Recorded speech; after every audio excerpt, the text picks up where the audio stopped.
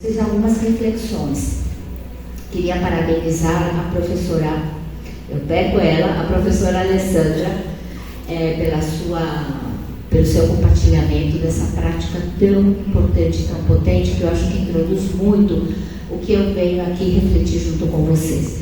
A primeira coisa que eu quero dizer é que quando a Secretaria de Educação, no ano passado, me chama e me procura, eles vêm com uma constatação, a partir de algumas avaliações, de que há muito trabalho sendo feito, olhando para as materialidades, para os contextos, olhando para muitas questões dos espaços dentro das unidades, mas eles percebem que chegou a hora, e não é chegou a hora, porque eu não estou inventando roda aqui, ninguém inventa roda, mas de focarmos mais nas crianças. A gente faz tudo pelas crianças, para as crianças, pensamos, planejamos, enfim, nos desdobramos, mas que desafio a gente não se perder nessa floresta de planejamentos e de reuniões e de cursos de formação e estarmos presentes com as crianças. Claro que aqui a maior parte de vocês são CPs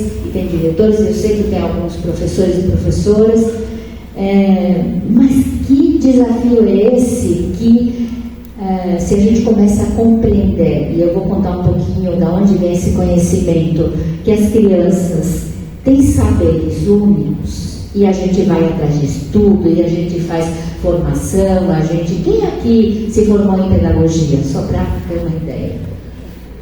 A maior parte se formou em pedagogia. Que outras profissões aqui que vocês estudaram? Pode falar. Magistério, eu tive magistério, mas está no bolo, né? Quem mais? Letras. Oi? Psicologia. Que mais? Não entendi. História. Que mais? Artes. Matemática. Pode falar. Educação física. Farmácia, mas é interessante, sim. Olha só. Ciências humanas em geral, mas claro que sempre temos outras formações. Mas nessas formações todas, a gente vai se formar para compreender como se faz um trabalho direto com os seres humanos, com as pessoas, com as crianças, com os formadores, com as equipes, com a gestão, né? Só que eu venho da pedagogia também, eu já fui professora nos anos 90, de criança de 3 anos, depois eu fui realmente fazer formação e pesquisa. Eu sempre me perguntava, porque eu nasci no final dos anos 50, e na época que eu nasci, não existia creche, nem pré-escola, nem nada disso. E aí eu tinha uma curiosidade muito grande quando eu comecei a ser professora, e naquela época, e ainda eu sei que existe, as criancinhas de 3 anos estavam sentadas com apostilados, para tentar juntar os pontinhos e as linhas para treinar a coordenação motora fina. E eu, muito jovem, falava, como assim? Se eu nem tinha pré-escola e eu brinquei muito. E aí eu comecei a pesquisar e entender que essa questão do brincar, desde que homem é homem existe, sempre se brincou, né?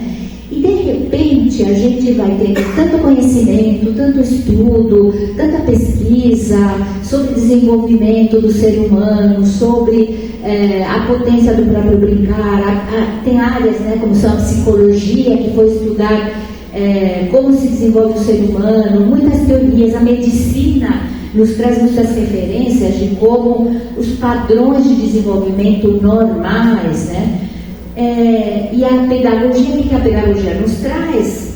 A pedagogia nos mostra caminhos, metodologia de ensino, como a criança aprende, como o professor ensina. E quando você chega na sala de aula, eu acho que vocês são testemunhos disso, parece que a gente não entende nada, e ali, naquele momento, estamos com 20, com 30 crianças e não sabemos por onde começar. Essa é uma questão, e aí assim, eu tinha uma questão muito forte, eu dizia assim, como, se sempre os seres humanos brincaram, através da história, tem muitos estudos, tem muita publicação a esse respeito, e se desenvolveram, por que esse brincar vem sendo apagado?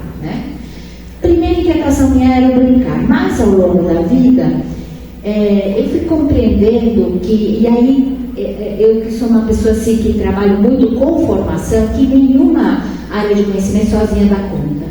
A psicologia sozinha não dá conta, a medicina sozinha não dá conta, a pedagogia não dá conta, porque a gente aprende o caminho das pedras, e é isso, quando a gente chega lá, a gente percebe que cada um aprende num ritmo diferente, numa hora diferente, e que nem todas as crianças se desenvolvem nessa linha do tempo que o Piaget nos ensinou, né? Estágio de desenvolvimento, mas há mais fatores ali. E ali, eu sempre trabalhei muito com formação de professores, principalmente de educação infantil, mas ao mesmo tempo, educadores que trabalhavam no contraturno em comunidades, em outros territórios, em espaços socioculturais. E eu comecei a aprender uma coisa muito interessante, que provavelmente muitos de vocês também entendam. Ali não havia currículos. Porém, as crianças estavam aprendendo, estavam socializando, estavam brincando, estavam criando repertórios culturais. E aí eu comecei a me perguntar, mas afinal, quem escuta as crianças? Quem é que de verdade para observar, escutar e conhecer as crianças? Porque quando a criança entra na escola, a gente tem ali a nossa linha do tempo, nosso currículo, nosso referencial. Enfim, a gente quer não sair muito da linha. Só que as crianças chegam, e aí eu falo desde os bebezinhos, nas unidades, com repertórios. Elas já chegam e a gente desconhece de que família elas vêm. Quem é o pai, de onde vem o pai, de onde vem a mãe, onde nasceram, qual é a cultura, o que em torno de uma mesa de jantar se troca de valores, de crenças, de costumes, de comidas, de músicas, de contos, de histórias, de brincadeiras. E tem mais um fator. Então, assim, esse pai e essa mãe não necessariamente nasceram no mesmo local. Esse pai e essa mãe têm, por sua vez, seus pais, avós, maternos, paternos, que têm outras origens, às vezes até outras línguas. Então, numa família nuclear, e aqui eu nem estou me referindo àquela família tradicional, todo tipo de estrutura familiar se cultuam valores. A criança chega no coletivo da escola e ela já vem com repertório, já vem com bagagem. Mas quando ela entra na escola, a gente fala de adaptação. Veja, muitos anos a gente fala, vamos fazer adaptação da criança. Hoje a gente está falando de acolhimento, que é diferente de adaptação, né? Adaptar, se a gente pensa, é aquela ideia, eu pego, como se eu pegasse assim, um pedaço de barro, e eu tenho que fazer caber esse barro no molde. Acolher é assim, eu pego um pedaço de barro e eu vou descobrir como eu posso acolher a essência deste pedaço de barro. Não estou comparando as crianças, é uma metáfora, tá? Eu estou dizendo, cada criança chega com seu repertório, com essa bagagem, e como é que a gente faz para acolhê-la do jeito que ela é, para conhecê-la, para entender quais são suas singularidades e o que ela traz de bagagem. A gente estudava na pedagogia do ser humano como uma tábula rasa que a gente vai preencher. Há muito tempo que a gente sabe que não é assim. Por isso que se avança muito nos estudos, e isso é bacana. Então, nesse processo, eu começo, com essa minha inquietação pessoal, a me perguntar, puxa vida, se crianças que não estão dentro da escola também estão aprendendo, também estão brincando, também estão em contato com outras realidades, mas tem mais um fator, ou seja, temos uma questão de que as crianças estão aprendendo de muitas formas em muitos momentos, né? Eu falei aqui da família, eu falei do contexto, da comunidade, da escola, é claro, mas nós temos algo muito único. A gente chega nesse mundo também com algo muito essencial, com uma essência, com um jeito de ser único. E eu sempre gosto de trazer o exemplo de uma família. Quando você está com uma família e você tem irmãos, quem tem irmãos aqui? 1, 2, enfim, 3, hoje tem famílias maiores. Você está na mesma família, você está vivendo as mesmas coisas em torno da mesma mesa e cada um é único. O filho mais velho, sabe que na antroposofia, vocês já ouviram falar da antroposofia? Eles têm um olhar e eles dizem assim, o filho mais velho é o filho da cabeça. Sabe aquele filho muito esperado, muito desejado, onde se colocam muitas expectativas. O segundo filho é o filho do coração. É aquele filho que já chega, já sei, porque eu já criei o primeiro. O terceiro filho é o filho da vontade, que ele é um pouco também educado com os irmãos mais velhos. E aí eles continuam, se tem o quarto filho de novo é o filho da cabeça, o quinto do coração e por aí vai. Tem um livrinho muito interessante que chama Irmãos, que é dessa área. É muito interessante a gente entender que tem algo único, e não é só pelo lugar da família que a gente ocupa, mas porque a gente vem com algo muito único, uma essência, algo pelo qual a gente chega neste mundo. Por que eu estou falando de tudo isso? Também para dizer que tem uma singularidade única, que cada criança, mesmo que a gente saiba que com 1 ano e meio, então ela já teria que ter a capacidade de fazer isso, fazer aquilo, e às vezes não fazem. Fazem antes, andam depois, falam antes, falam depois. E nós temos uma questão coletiva da gente querer que todas as crianças naquele momento falem, gatinhem, se comuniquem, consigam, se alfabetizem. E aí a gente, eu acho que vai reduzindo um pouquinho e simplificando algo que é muito complexo, que é o ser humano. Também tem muito a ver com o que a gente vive, né? Os traumas que a gente tem, as vivências, os estímulos, o excesso ou a falta de estímulo. E aí eu começo a descobrir que tem outras áreas de conhecimento e tem grupos que começaram a estudar as crianças e as infâncias, mas que não dialogam com a educação. E eu estou há muitos anos tentando levar esse diálogo para a educação.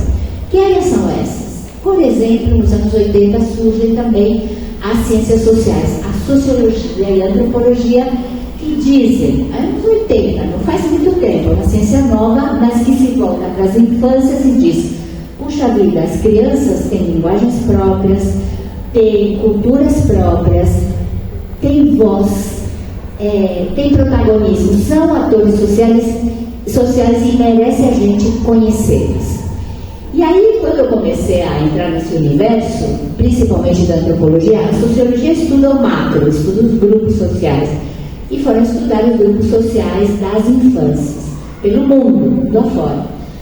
Não precisa ir pelo mundo, nós estamos aqui, não só no país, mas numa cidade que eu digo um grande laboratório, porque aqui a gente tem uma diversidade de grupos infantis.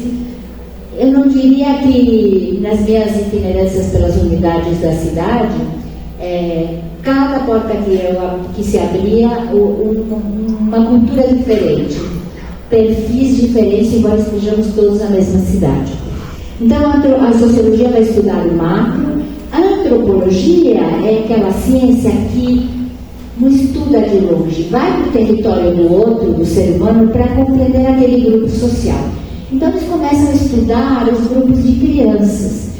Mas qual é a diferença do que nós, educadores, que estamos nas escolas? Sabe qual é a diferença? Tem um conceito na antropologia que é o conceito de território. Os antropólogos vão para o território do outro. E aí vocês poderão dizer: mas eu já estou no território. Sim, mas quando eu falo ir para o território, eu falo o que o antropólogo faz. Ele pega a lupa e olha o pequenininho, olha o gesto, olha o movimento, olha o comportamento, olha as expressões das falas, olha como, então falando de infância, de criança, como as crianças brincam, como elas se expressam através das artes, quais são as potências. Então, para mim, foi ali se abriu um universo de dizer: puxa vida, a gente precisa ampliar e aprofundar nosso conhecimento das crianças, que vai além dos livros. Claro que tem livros e que a gente precisa estudar. Mas você entrou numa sala de aula, e eu não vou falar mais de unidade, você entrou naquela sala de aula, aquele grupo é um mundo único, que temos tudo para aprender com elas. Esse movimento, que não é só dizer que o professor já está no território, ou que o CP está no território. Entrar no território das crianças com essa postura antropológica é a gente ir para o pequenininho, começar a observar a brincadeira, o processo, o que elas falam, o que elas fantasiam. E aqui eu estou trazendo entrar na compreensão das linguagens das crianças. Eu vou voltar um pouquinho para trás ainda, antes de entrar em algumas reflexões junto com vocês, Porque ao mesmo tempo que as ciências sociais começam a se interessar pelas infâncias e pelas crianças, e ainda não dialogam com a educação, nem conheciam Piaget também, veio uma outra área que são as neurociências. A gente, que eu saiba, na formação de professores, a gente não tem neurociências. Ou já tem alguma? Estou falando de pedagogia básica. Tem? Tem neurociência? Não. Acho que não. É impressionante como ali nós temos um desafio imenso na formação dos professores. Né? O que as neurociências vão fazer? As neurociências estudam o cérebro. Eles começam a estudar o cérebro dos bebês e eles descobrem algo que a psicologia já sabia, mas as ciências não conversavam entre si, que no primeiro ano de vida e nos 3 primeiros anos principalmente, o cérebro tem uma plasticidade e ele capta, e é um momento muito importante para o tipo de estímulo que se dá, a falta de estímulo, o excesso de estímulo, que vai determinar a vida desse ser humano, dessa criança na vida adulta. Só que eles veem isso na ciência, com imagens. Então, é claro, está comprovado em imagens. As ciências humanas são muito difíceis de comprovar cientificamente A mais B. Você pega a psicologia é um exercício permanente de um com o outro, né? O psicólogo escuta as crianças, mas o psicólogo, quantas crianças têm o privilégio, quantos seres humanos, de ter alguém, uma pessoa que os escute, né? Eu sempre falo que também a gente lembrar de alguém que nos escutou, que nos acolheu, porque escutar tem a ver com acolher. Escutar tem a ver com respeitar, escutar tem a ver com aceitar. Escutar não é só aqui, no ouvido. Então tem às vezes alguns equívocos de pensar, eu escuto o que eles falam, eu pergunto e eles me respondem, elas, as crianças, né? Não é disso que se trata. Eu vou avançar um pouco mais. Então vejam, antes de aprofundar, a gente tem a psicologia, a pedagogia, a gente tem a medicina, a gente tem essa idealização que vem dessas ciências do que é normalidade. A criança normal teria que ser assim, teria que chegar nesse lugar. Quando a gente começa a pensar na questão da cultura e dos contextos e desses repertórios, aí vem as singularidades. Aí, quando a gente vai estudar como se desenvolve uma criança que mora na cidade, ou que mora numa área rural, ou que mora ao ar livre, ou que vem de outra cultura, começam as diferenças. Aí, de novo, tem as neurociências, que infelizmente hoje são tomadas como a única referência de normalidade. Isso eu fico preocupada também. Então, temos que aprender, temos que entender, mas não é a única. E ainda nós temos, baseado então, nas descobertas das neurociências, que é uma ciência exata, nos anos 2000, os economistas e os políticos começam a tomar como referência. Bom, se isso está na ciência, temos que investir na primeiríssima infância. Temos que investir, construir equipamentos, porque nós temos que poder educar as crianças desde o primeiro dia de vida. Sim, mas não é a única referência. Então a gente não pode perder de vista que este não é o único avanço. A gente precisa fazer algo muito complexo e difícil, que eu comentava agora. A gente não aprende a aprender, não para de aprender nunca. Nós temos a vida inteira para continuar estudando e aprendendo, e houveram muitos avanços. Mas há avanços que também são retrocessos. Porque se eu só vou pensar na neurociência como uma ciência que me diz precisa investir, precisa estimular, então o que aconteceu com esse discurso da neurociência, os economistas, teve um economista em 2001, James Heckman, um americano, que ganha um prêmio Nobel com o argumento de que temos que investir na primeiríssima infância. Então tem muito investimento no Brasil, no mundo, mas e daí? Tem horas que parece que a gente está regredindo, porque então agora vamos pegar essa bandeira. Eu aprendi muito com um grande pensador que chama Edgar Morin, que é um filósofo, um sociólogo francês, ainda vivo, com 104 anos, que é a questão da complexidade do ser humano, e é a questão que ele sempre levantou de como os conhecimentos estão fragmentados. E o que ele nos diz? A gente precisa colocar em diálogo as várias áreas de conhecimento, de ação. Então Então, assim, tudo bem, temos a área de educação, mas a área de educação tem que poder dialogar com a área de saúde, que trata da mesma criança que vai na nossa escola. Estou trazendo aqui pequenos exemplos para dizer, ninguém sozinho vai dar conta, né, desse ser humano. O que a gente aprende? Então, que tem tantas, e eu não estou falando só da teoria. O que eu quero dizer, uma das primeiras coisas que eu acho que a gente precisa hoje compreender, que a gente não pode mais ter um ideal de criança, porque existem crianças com toda essa complexidade, com toda essa singularidade. A gente precisa aprender a falar no plural, porque aqui, quando eu convido vocês a fazerem esse primeiro exercício de memória, eu não sei aqui se tem 200 pessoas, mais ou menos, tem 200 infâncias diferentes, tem 200 crianças que viveram em algum momento diferentemente e coisas muito similares, né? Porque quem não teve experiência com natureza, tem pessoas que não tiveram. Quem não teve experiência no brincar livre, tem pessoas que não tiveram. Então, isso é muito importante. A gente não pode perder de vista o quanto a gente tem para aprender. Mas eu coloco a criança em primeiro lugar, as crianças. Eu aprendi também a falar no plural, que a gente não pode mais imaginar que tem a criança ideal, porque cada criança é única. E o que nós estamos fazendo afinal? Nós estamos querendo, nós nos desdobramos para dar o melhor possível para as nossas crianças. E por isso que é tanta responsabilidade no nosso trabalho, em todos os âmbitos, eu digo, direto e indireto também. Eu quero voltar um pouquinho a falar das linguagens e falar essas ideias de escutar e de observar. Eu começo minha pesquisa há muitos anos atrás, muito preocupada e muito focada na questão da importância que tem a gente conhecer as crianças, observar as crianças. Essa ideia de observar, se você pega a palavra observar, se colocar a serviço no mesmo nível da criança. O que isso quer dizer? A gente sempre, então, na antropologia tem uma ideia de adultocentrismo. Nós, adultos, pensamos, sabemos, planejamos, fazemos para as crianças e pelas crianças, mas não com as crianças. Que desafio enorme, porque a gente hoje, me preocupa muito às vezes que vira moda, né? Vira moda escutar criança, então eu escuto criança. Escutar é a mesma coisa, escutar vem de auscultar. Como o médico faz, ele ausculta, ele escuta ali o coração da criança, os órgãos, é algo mais profundo. Então, de verdade, eu tenho uma preocupação grande, está no currículo da cidade, essa importância das crianças protagonistas, da escuta das crianças, mas escutar não quer dizer escutar o que elas falam verbalmente.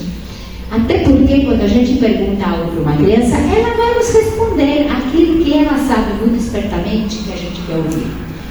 Só que, de verdade, os corpos delas, as expressões delas, as brincadeiras, as produções podem estar nos dizendo outras coisas.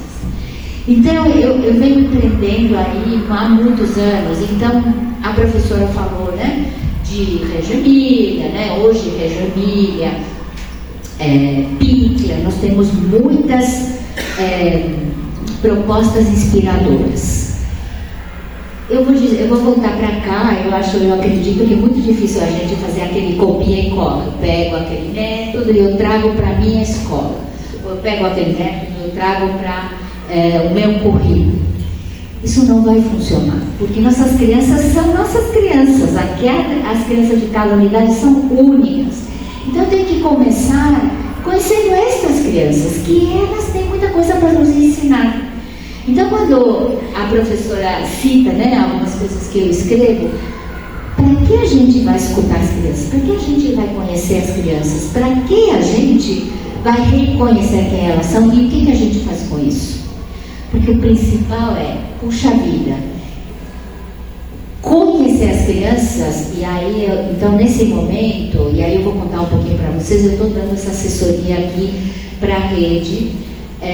Eu comecei com um trabalho, tenho trabalhado com as DIPED de todas as regionais, todas as 3, e neste semestre eu percorri uma unidade em cada ABRE, e neste momento nós estamos fazendo em cada uma dessas unidades que eu visitei uma pesquisa piloto.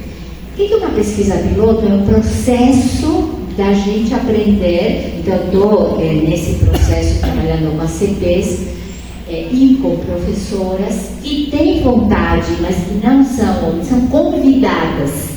Você tem interesse em passar por essa experiência de escutar as crianças? Não é fácil escutar e conhecer as crianças. Eu vou entrar um pouquinho nisso. Então, a gente está fazendo isso em vários lugares, com experiências muito únicas. Eu não tenho, então, o antropólogo, diferentemente do professor, não tem receita. O antropólogo chega naquele lugar, naquele território, naquela escola, naquela comunidade, e ele chega para aprender como, não para ensinar nada. Nós, pedagogos, fomos formados para ensinar. Então a gente acha que se a gente não fala, se a gente não corrige, se a gente não avalia, a criança não está se desenvolvendo, nada está acontecendo.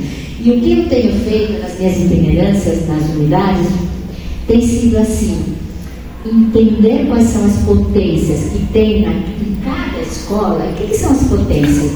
Quando eu vou andando, eu vou vendo as crianças em movimento, as crianças brincando, as crianças produzindo, as crianças desenhando. Eu vou vendo o que as crianças falam, o que as paredes da escola nos falam, que as crianças estão ali nos comunicando. Elas nos comunicam, passam mensagens o tempo inteiro, mas a gente não está ouvindo, a gente não está escutando, a gente não está enxergando. Eu digo uma coisa que eu aprendi nesse ano. Todas as escolas que eu fui, está tudo acontecendo quando parece que nada está acontecendo. Apesar de nós adultos, sabe? Apesar do bom sentido, a gente faz de tudo e às vezes a gente tem muitas frustrações porque ele não está aprendendo, porque ele não está conseguindo, porque ele não está igual que as outras crianças. Ele está falando das crianças, né? Tudo está acontecendo o tempo inteiro. As crianças o tempo inteiro estão se expressando. E eu digo apesar de nós, porque quem nunca, quando era criança, queria se esconder embaixo das cobertas, embaixo da mesa, dentro do armário? Me deixa tranquilo que eu quero estar no meu mundo, sabe?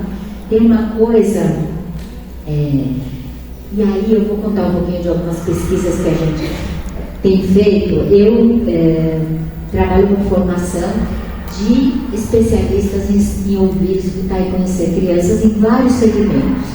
Então, meus alunos vêm fazer curso e além das aulas, além do estudo, eles escolhem um grupo que eles querem, de crianças que eles têm interesse em escutar e conhecer. O que a gente tem feito? A gente tem, depois dessas pesquisas e do processo do que significa, como é que eu faço para fazer essa escuta sem corrigir, sem apontar o dedo, sem avaliar, sem julgar, aceitando o que vem? Por mais incômodo que às vezes isso possa parecer, né, que nos cria alguns incômodos. Olha só o que as crianças estão trazendo. Então, a gente tem desenvolvido muitas pesquisas em diferentes territórios. Tem algo com crianças das mais diversas idades, desde bebês até pré-adolescentes, né? Tem mais um público de crianças mesmo, de infância.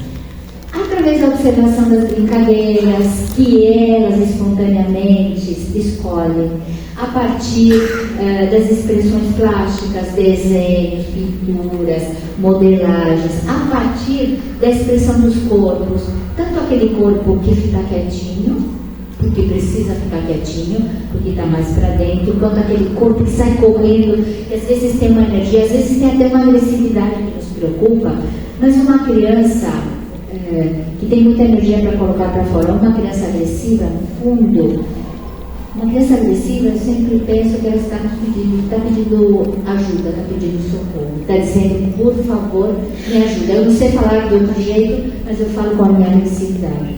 Às vezes uma criança agressiva, ela precisa um colo. Dar um colo é o jeito de escutar, não precisa nem falar nada. A criança que está triste, que você vê às vezes que chega com um olhar fundo, que não descansou, que não dormiu, a expressão dela já está nos dizendo coisas. E a gente tem muito a tendência de falar, né? De perguntar. A gente sempre está perguntando. Mas a gente tem sempre outros caminhos para convidar a criança a se expressar pelas suas linguagens. Porque nem todo mundo, quanto mais novinhos, né? Muitos de vocês trabalham no 6, então a gente pensa, como é que uma criança de 6 vai me dizer que ela está vivendo? O corpo está dizendo, o comportamento está dizendo, a brincadeira, os interesses, o que ela gosta, o que ela não gosta, né? Eu sempre reforço que escutar as crianças não quer dizer fazer as vontades delas. Porque às vezes a criança traz ali um tema, né? E a gente logo corre para dizer, então eu vou providenciar. Vou dar um exemplo para vocês.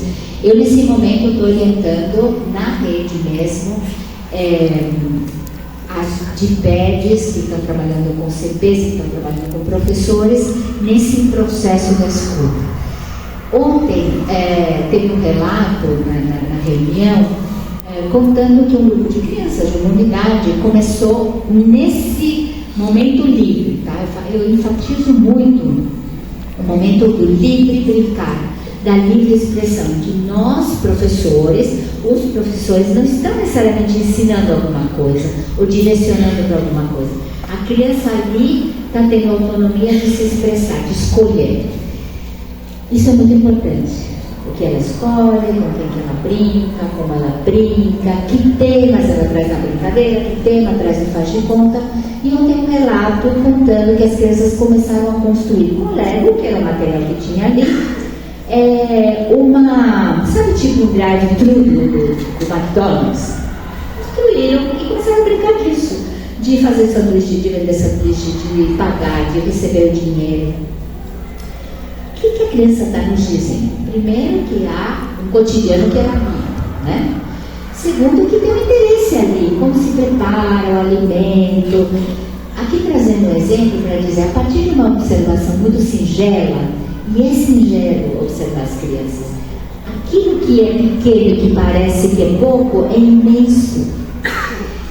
A gente, eu acho que tem uma formação, principalmente nós na pedagogia, de querer abraçar o mundo. Então, a gente parar para olhar o pequenininho, isso que o antropólogo faz, e a gente se acalmar, porque a gente, como professor, é muito o tempo todo verbomágico, né? A gente quer ensinar, a gente quer falar, a gente diz, não, está certo, está errado, eu vou te ensinar, eu vou te ajudar. E a gente está perdendo a oportunidade de silenciar o que é difícil e parar e dizer, puxa vida, olha o que elas estão nos dizendo. A gente tem feito muitas pesquisas, tanto dentro de escola quanto fora, e eu vou falar uma coisa para vocês. Depois eu vou dar as referências onde vocês podem encontrar essas pesquisas, que na verdade o que é como a gente escuta as crianças e o que elas estão trazendo. Há algo sério, gente, acontecendo, porque as crianças espontaneamente têm trazido temas como a violência doméstica, que vocês sabem muito bem, violência comunitária, os medos que eles têm, as preocupações, os traumas que eles estão vivendo. Mas eu diria que de todas as pesquisas, de tantas pesquisas que a gente tem feito nos últimos anos, vem uma mensagem forte. Elas falam, gente, adultos, olha o mundo que vocês estão deixando para nós. Isso é muito sério, é muito forte. Eu entendo que a gente está vivendo um tempo de um automatismo, de uma pressa, sabe? Todos nós.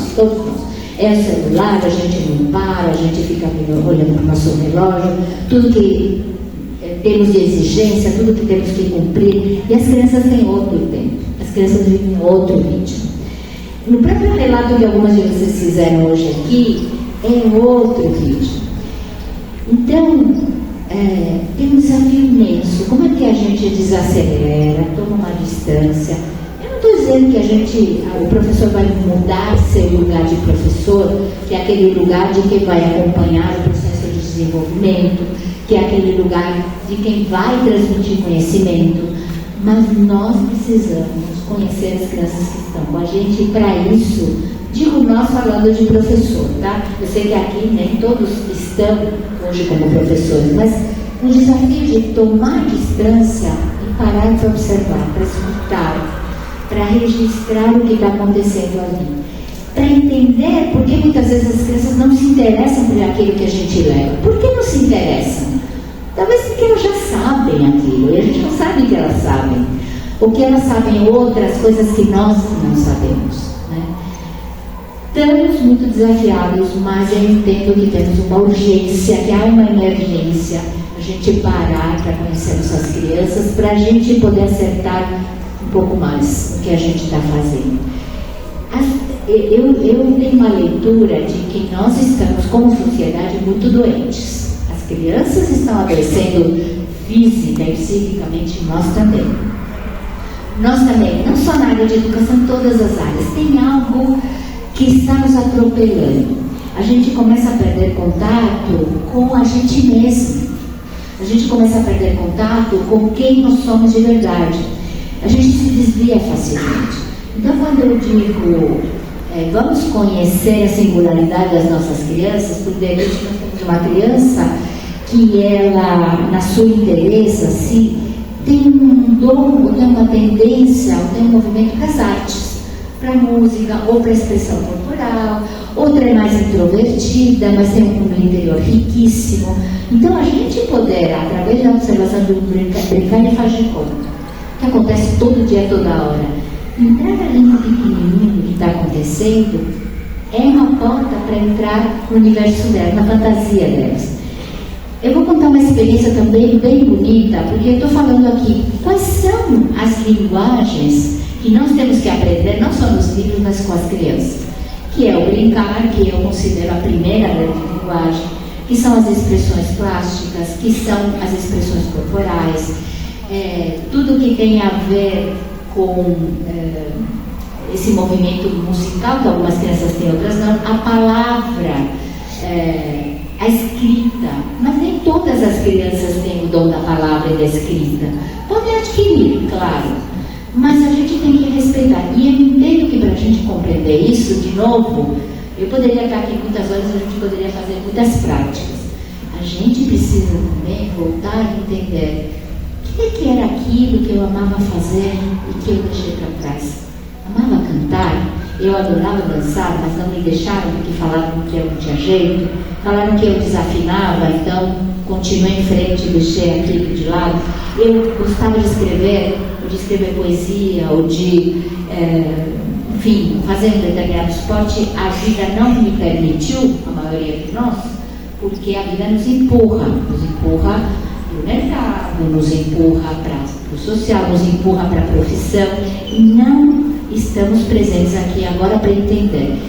Para nós, que já somos adultos todos, e eu tenho 65 anos, e eu continuo acreditando que nunca é tarde para a gente retomar algo que na nossa essência ficou lá para trás. Sabe por que isso? Você gostava de cantar? Você não precisa virar cantora hoje, mas cantar é um canal de expressão para colocar no mundo algo que eu não sei colocar de outra forma. Dançar é a mesma coisa, escrever é a mesma coisa. O brincar, eu não preciso sair pulando amarelinha com 40, 50 anos, mas eu posso brincar de muitas formas. Posso brincar cozinhando, posso brincar pintando. Então, puxo este fio para dizer, quando a gente retoma cidade presente, de volta neste momento da vida, esse lugar de voltar para algo que é muito importante para mim, a gente está se dando um presente e está dando um presente para aqueles que convivem com a gente. Porque a gente é de uma cultura psíquica e psicológica de sempre colocar o problema no outro. É culpa dele, porque ele é assim, porque ela é assado. Com todas as nossas relações, né? Pai, mãe, companheiro, filhos. Quando a gente consegue resgatar um canal expressivo, isso tem muito a ver com autoconhecimento, viu, gente? A gente precisa, para sempre, estar em contato para entender, aqui está meu limite. Eu estou sendo levado a fazer isso, mas isso não tem a ver comigo. Eu não. Então aí a gente sai do automático e volta a se conectar. Eu entendo que a gente que trabalha com seres humanos, a gente não pode perder essa conexão fora e dentro. Porque eu me identifico com você, porque eu adoro o teu cabelo desse jeito, porque eu gosto muito do teu jeito de trabalhar. Isso está em você, mas também está em mim, senão eu não enxergaria. A gente é um espelho dos outros, sabe? Então eu estou indo por caminhos e agora eu quero contar mais um lugar que a gente não tem acesso e que é muito importante, que são os sonhos. Alguém aqui lembra dos sonhos quando acorda de manhã? Acorda. Alguém anota os sonhos? Não. Então, olha, eu vou falar a mesma coisa que eu falo para os meus alunos que começam a estudar antropologia. Pega assim, um caderninho, ou muitos caderninhos, né? A gente escreve, a gente aprende a escrever, mas quando a gente acorda e não anota o sonho, a gente esquece. Os sonhos falam do nosso inconsciente. O sonho fala de algo que às vezes no mundo acordado a gente não consegue realizar. Então, eu vou contar uma experiência muito importante de escutar os sonhos das crianças. Assim como eu falo, observar a brincadeira, entender, não faz de conta, como elas brincam, o que voz colocam na mãe de mentirinha, qual é o diálogo que se estabelece aí, como ela monta a casinha dela. O tempo todo a criança está nos dizendo coisas que ela vive, ou que ela tem medo, ou que ela gostaria também. Então, nos anos 80, um psicoterapeuta junguiano que se chama Roberto Gambini, fez uma proposta para uma escola aqui de São Paulo, de educação infantil, de professoras de crianças de 3 anos começarem a convidar as crianças a contarem seus sonhos, criando rodas de manhã, aquela rodinha tradicional. Convidaram as crianças, quem lembra do que sonhou esta noite? Quem lembra quer contar ou quer desenhar, disponibilizando material de desenho. Então, eu quero contar. Aí as crianças começaram a contar. Eu também quero contar. Eu também quero contar. E aí as professoras questionaram eles e falaram assim, será que as crianças não estão inventando? Né? Porque a criança uma fala, a outra quer falar. Ele falou, sim, muito provável. Mas é como faz de conta. A criança não faz de conta, fantasia, inventa, recria, ressignifica. E aí, vejam que interessante essa pesquisa, depois eu vou dar a referência de onde vocês se encontram. Depois de 2 anos de escutar os sonhos de crianças de vários grupos, eles perceberam que haviam temas comuns que as crianças traziam no sonho.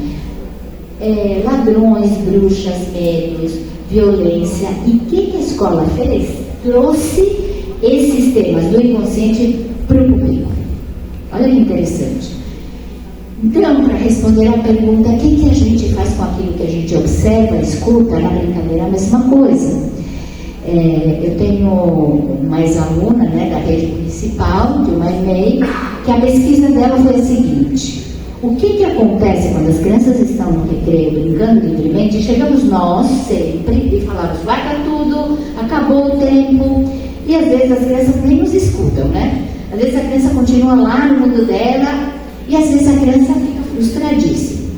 Ela começou a fazer essa observação, mas ela começou a perceber que no dia seguinte, como não deu tempo de brincar, começava a montar o cenário tudo de novo. Porque a criança, o que ela faz? Monta os cenários para se preparar para a brincadeira e nunca tem tempo. Será que a gente não pode repensar os tempos? Né, desse brincadeira? Será que quando a criança está empolgada numa situação, a gente não pode parar um pouquinho para entender? A gente acaba... Então, o estudo dela, a pesquisa dela foi essa.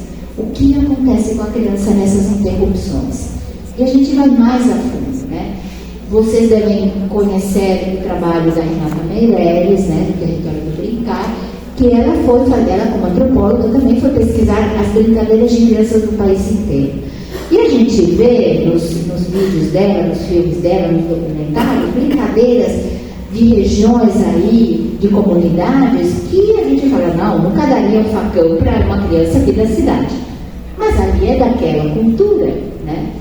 Não se trata de copiar, mas se trata também de mostrar essa diversidade. Então, quando uma criança come com a mão, não sabe pegar e dar uma faca, onde ela vem? Como que é em casa? A gente quer respeitar e ao mesmo tempo educar. Então, temos um lugar muito desafiador, de verdade, né? Contar para vocês, e aí eu vou pegar o gancho da professora, que achei fantástico, inclusive, a gente, desde a época da pandemia, quando eu começo a fazer essa formação, essa pós-graduação, eu convidei, então, minhas ex-alunas que se tornaram especialistas. Nós montamos um coletivo, o coletivo chama A Vez e a Voz das Crianças. Na pandemia, a gente estava extremamente preocupado, porque as crianças estavam em casa, não não estavam na escola e não estavam ao ar livre. O que está acontecendo com essas crianças? Então a gente convidou educadores para participar com a gente de um processo de escutar essas crianças à distância também. Nós convidamos essas crianças, país afora, a mandarem fotos, desenhos, vídeos do que elas estavam fazendo naquele momento. Recebemos um material riquíssimo. E aí o que é mais interessante é que, apesar de tudo, as crianças estavam vivendo experiências.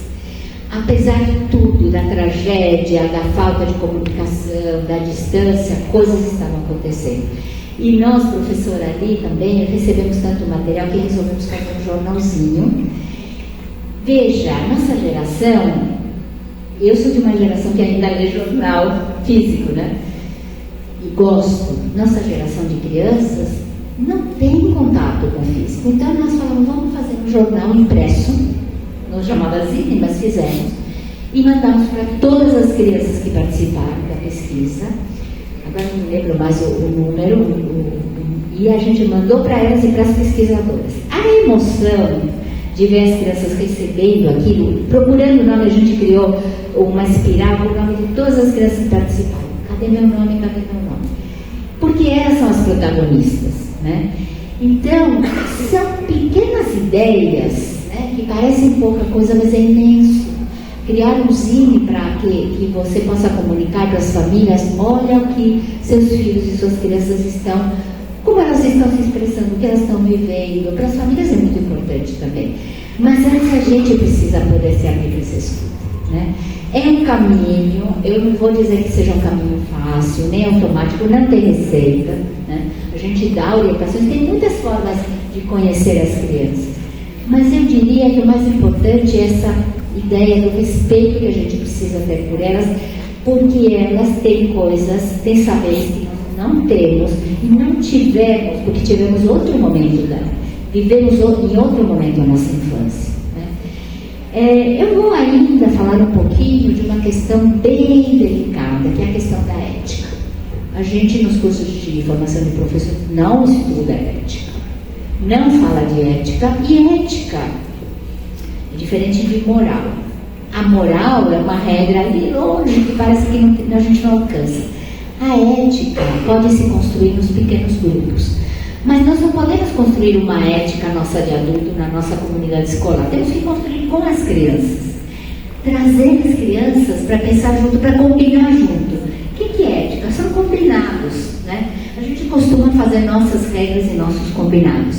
É muito mais difícil fazer junto, né? Eu vou trazer um exemplo do que eu entendo como ética. Tem uma escola municipal aqui da Zona Oeste, na Lapa, a Dona Leopoldina, talvez alguns conheçam, uma escola que sempre teve um processo comitê de professores, comitê de famílias, comitê de crianças, para tudo, para todas as decisões. E receberam uma verba e resolveram fazer uma mudança num gramado, vamos fazer uma quadra. As crianças sentaram e contaram, olha, estamos pensando em fazer uma quadra, o que vocês acham? Uma quadra de futebol. Uma criança de 3 anos falou assim, é ótimo, professora, mas é muito puxado para nós, é muito longe tudo para a gente atravessar. Então vejam o olhar de uma criança que olha com os olhos dela, ela olha no pequenininho, ela olha o alcance. De novo, escutar a criança não quer dizer fazer suas vontades. Conhecer o que uma criança está vivendo não quer dizer que logo eu vou para uma solução e digo, eu estou percebendo que essa criança está apanhando em casa, né? Muito comum. Não se trata de eu ir direto falar com a família. Temos, como professores, como educadores, como CPs, outros recursos para podermos trabalhar com a criança situações também mais profundas. E sempre é via linguagem, né? Eu nunca vou dar uma receita para vocês, né? Eu dou sugestões, eu sempre dou para os pesquisadores algumas possibilidades de formas de escutar, de observar, como a gente registra isso. E aí eu venho, vocês nas escolas falam do diário de bordo, os antropólogos falam do diário de campo. Assim como eu falei, pega uma caderneta, tem uma caderneta caneta na sua bolsa, na sua mochila, do lado da cabeceira da sua cama, até no banheiro. Às vezes as ideias vêm não quando a gente vai pensar, mas quando a gente menos espera. A água, entrar no mar, estar embaixo do chuveiro, às vezes vem coisas. Sai e anota. Tudo que vem, não na hora que a gente procura, vem em um lugar do inconsciente muito importante. A gente poder confiar nos nossos insights, na nossa voz de dentro, é muito importante. É ali que tem as pérolas, eu diria, né? E a mesma coisa com as crianças. Aquilo que é pequenininho, aquilo que a criança vai expressar no desenho, as cores que ela usa, o que ela conversa enquanto ela desenha, enquanto ela modela, ela está nos contando algo. Você estava falando das narrativas, são narrativas das crianças, né? Volto à questão da ética. Nós estamos num momento, e também nós estamos num movimento de portfólios, né? Os relatórios, os portfólios, muita foto, muito vídeo, a gente não desgruda dos nossos celulares. E a gente diz, não posso perder essa cena. Eu tenho uma aluna, professora de educação infantil, que há muitos anos, uma reflexão profunda em um grupo de estudos, trouxe uma questão em que eu acredito profundamente. Quando eu estou com minha câmera, com meu celular, eu vou registrar, eu já me desconectei. A água entre nós. Já me desconectei, não tenho mais a presença de estar ali olho no olho, de estar junto. Então, acho que temos aí uma reflexão importante. Para que tantas fotos? Quando a gente vai fazer os portfólios, a gente não pergunta para as crianças, raramente. O que você acha que vai para o portfólio, que vai para a reunião, que vai para o vídeo? E quando tem criança que diz, eu não quero, será que não nos cabe respeitar esse não quero? É bem delicado, porque a gente se frustra.